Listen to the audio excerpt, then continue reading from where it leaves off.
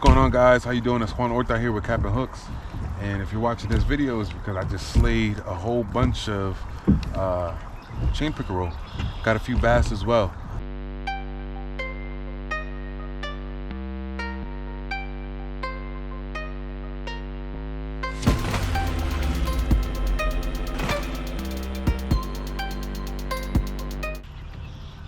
Oh, something big! Oh, something big just went after it, son. What was that? Wow, what was that, bro? It went after it twice, guys. Twice, actually. Bro, what was that? What the? What? Bro, you should have seen the pop in the water. Got it.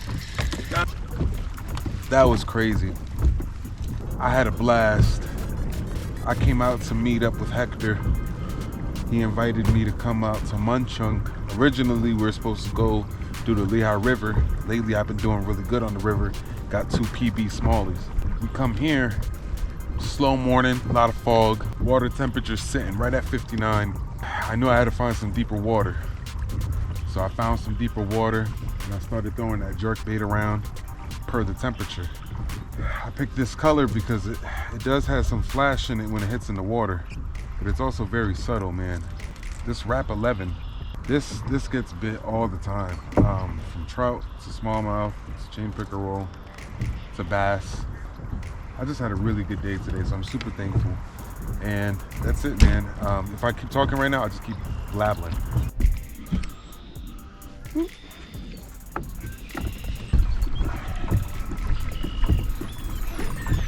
Toma, para que cambien los drop shots. Coge ahí unos plastics y ay, yo te traigo una hoja. Una bonita. Oh, word, good luck. Yeah, before we get too far down or move around too crazy.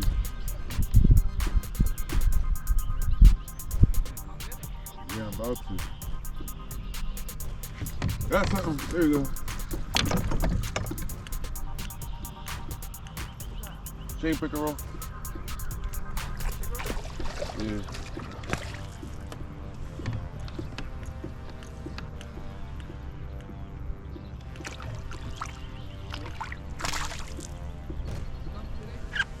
No skunk today, my friend.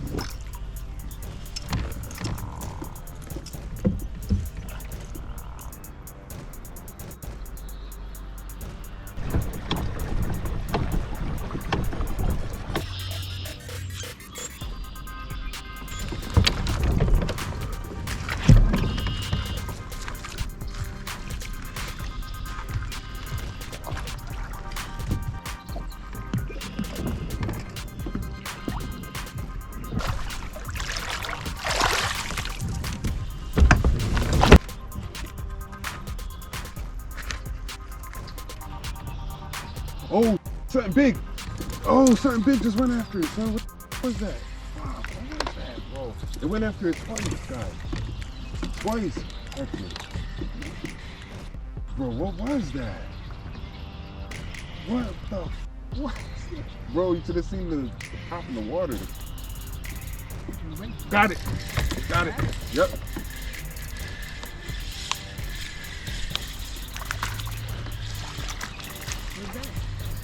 Chain pickerel.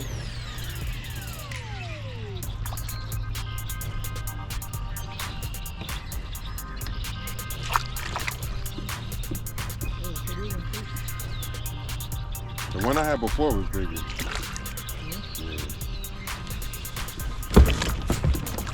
Yeah, son. Yeah, son. Yeah, shit. Salí con Hector, ya tú sabes. Cap and Hook.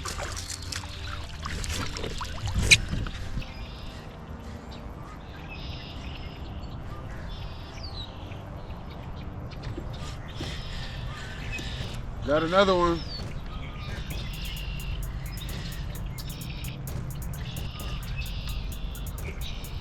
That's good.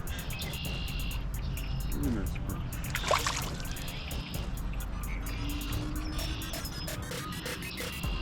Got a perchie.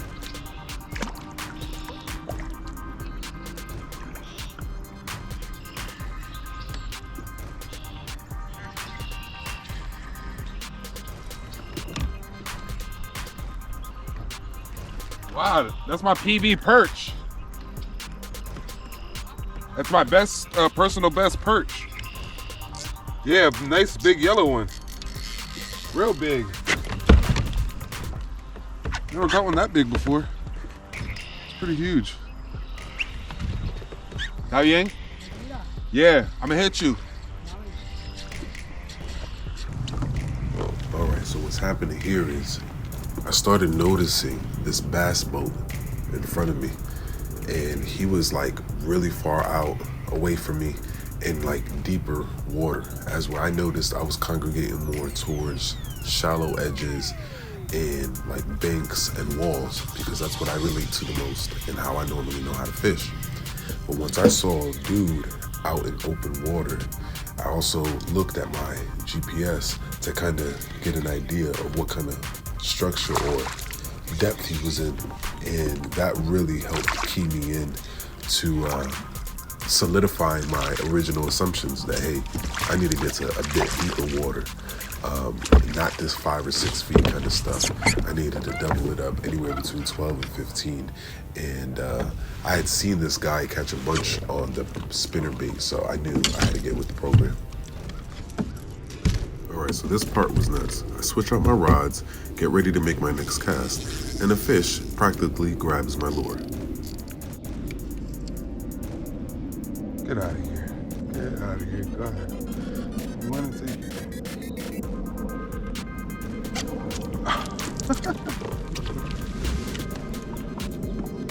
So the other setup that I used was a swim bait style setup. It was a 2.8-inch Kitech. The color I was using was Tennessee Shad, but I also really like the Pro Blue Red Pearl. Now these are Kitech fat swing impacts. Like I mentioned, in that 2.8 on a 1/8 ounce ball head jig with a loop knot or a Rapala knot, whichever works best for you. Using this on a 6/8 to 7 foot medium heavy rod, just swinging it out there and trying to get it in that lower water column. Whenever I felt like that bite window up top was starting to close up and they really weren't going for that jerk bait up there, I got that swim bait nice and low, nice long retrieves, letting that pendulum and loop knot work some better action in there, and just working them back to me and catching what I caught. So that's how I caught the majority of my fish that day on just those two baits.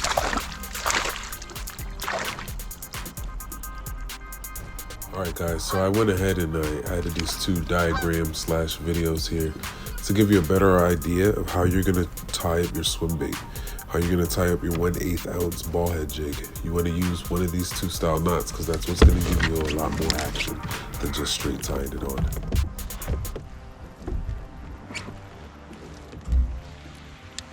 Pickerel was the last one. I told myself, one more and done. So at this point, I do what I think any real man would do, and that's just keep fishing, wait for that phone call from the wife, and then get off the water. And kind of one of those ask for forgiveness situations, because the bite was on, it was too fire, and I was just having way too much fun.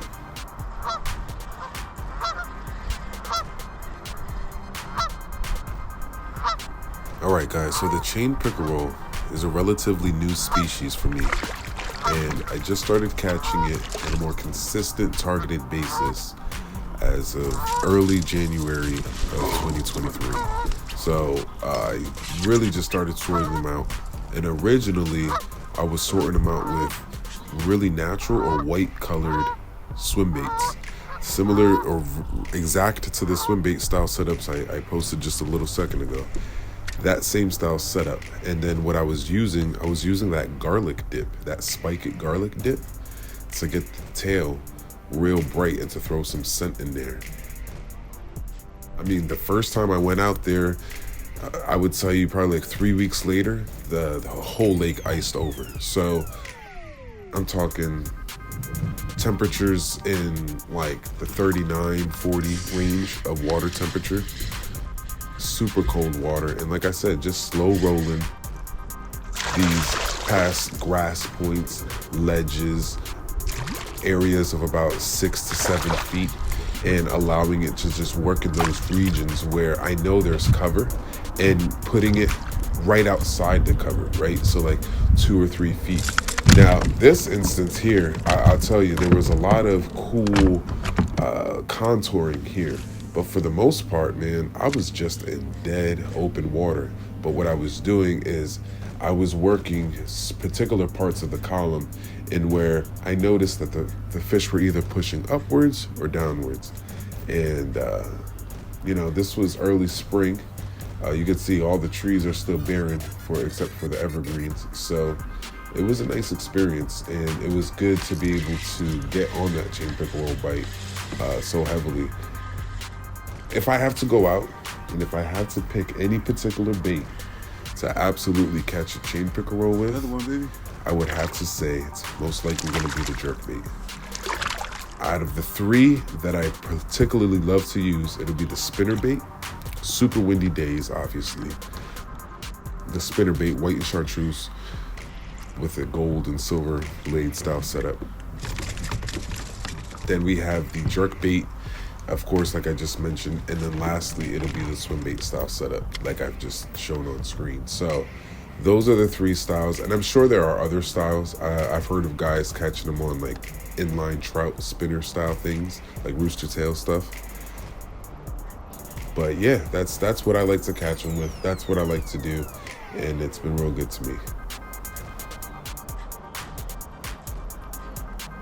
All right, guys, so I'll give you the scoop on what jerkbait I was using. It was a Rapala, it was a Shadow Rap, and it was a Shadow Rap 11. It was slow sinking, and it was in elite blue, 7/16 ounce, and it was a shallow diver, so it ran 2 to 4 feet. Now I'm gonna tell you, that same setup, but in a different color, the bone color, the elite blue and the bone color are the 2 colors that I smash the most with. When I need to flash, I go with the bone. When I need something subtle, a little more natural, I go with that elite blue. Overcasted days, depending on how strong the overcast is, you just play with both of those and you will be surprised. Nothing has been more effective than those 2 particular lures for me across all scopes. From bass to the chain pickerel, but especially with those chain pickerel, that's what I was able to smash them with. As well, smallmouth. I caught my 2 PB smallmouth river fishing with those 2 colors. The first one, I believe, was that bone color and that Rapala. It's like white with a silver flash and an orange belly and that elite blue. And you can see here I have the elite blue and the bone colors here for you guys to check out. Those were the 2 jerk baits that I was working with that particular day, and the only ones that I was going to be picking. Yeah, I love them. Wouldn't go any day without them.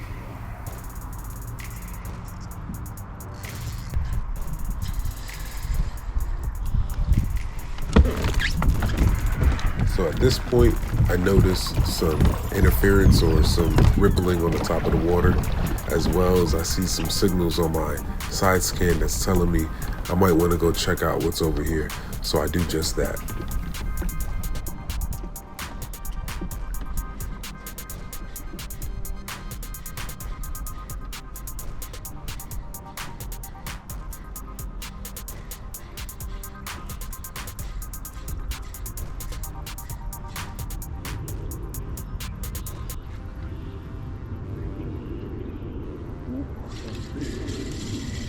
Set up for a recast and let her rip.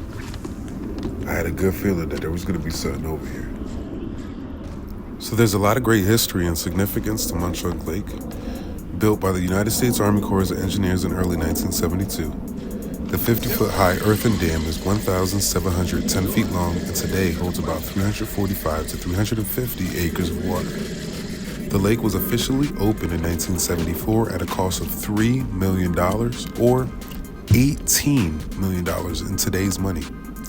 Before the lake opened, the water that fed from natural springs atop Mauch Chunk Mountain was a cause of concern for the Mauch Chunk Creek.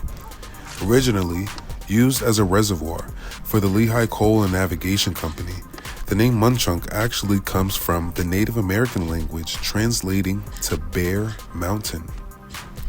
The reservoir itself existed since the 1800s for coal-related purposes until a project led by Agnes T. McCartney and State Rep Daniel Flood came into fruition. The waters that flowed down from the Mauch Chunk Mountain would flow into the reservoir, then out to Mauch Chunk Creek, causing floods to often occur on Main Street down in the town of Jim Thorpe.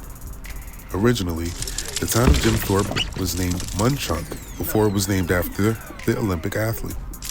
It went from an industrial use reservoir to one with recreational purposes after that opening in 1974. Today, you can find it has many amenities available for the family. These range from boating, fishing, swimming at the man-made beach, picnic areas scattered throughout, trails for hiking and biking, campgrounds with cottages, or camp spaces for up to 6 people, seasonal events, and more. Mauch Chunk is an electric-only, no gas-powered lake. As well, you can rent kayaks, paddle boats, paddle boards, rowboats, and canoes. It's managed by the Carbon County Department of Environmental Education and Mauch Chunk Lake Park. Now, be sure to reserve and stay up to date with any holiday restrictions, as the lake will allow only county residents during certain times of the year. Be sure to do your research and get your reservations situated so you're not left without an opportunity to experience all that the lake has to offer. All right, guys, so got out here and pretty much got into some shallow water. I saw that the crappie were starting to spawn, and that was cool, but I needed to find some bass and some deeper water. So I got to about 11 feet. The deepest here is about 25, 30 feet. So I got to around 11 to 12 feet with about 60-degree water, and I started throwing that jerk bait around. And in my last 30 to 40 minutes, it seems like they couldn't resist it. I'll have to count, but I probably caught at least 10 chain pickerel. So I'm just super excited about that. Super blessed to have been able to come out and enjoy this experience. And I'm gonna go home and enjoy time with my family. So I'll catch up with you guys.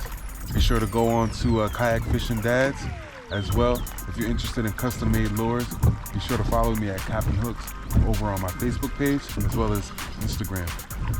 Also, make sure you get in touch with the Bearded Dad Fishing over on YouTube. Go give that man a follow. Go watch his videos, because he got a lot of great insight for any of you guys looking to get on the water with a kayak and get to this level. So we'll talk to you soon. Peace, love, and grace. Try to get another one. I'm gonna try to get one more. I'm supposed to leave.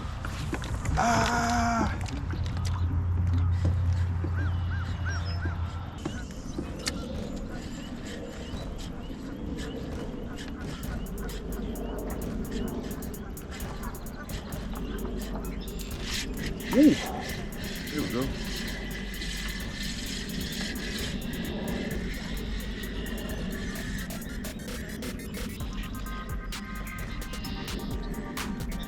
Is that a bass? That's not a bass. That's a bass? That's a bass. It's a decent one too. Come here, bud. That's a freaking bass, dudes.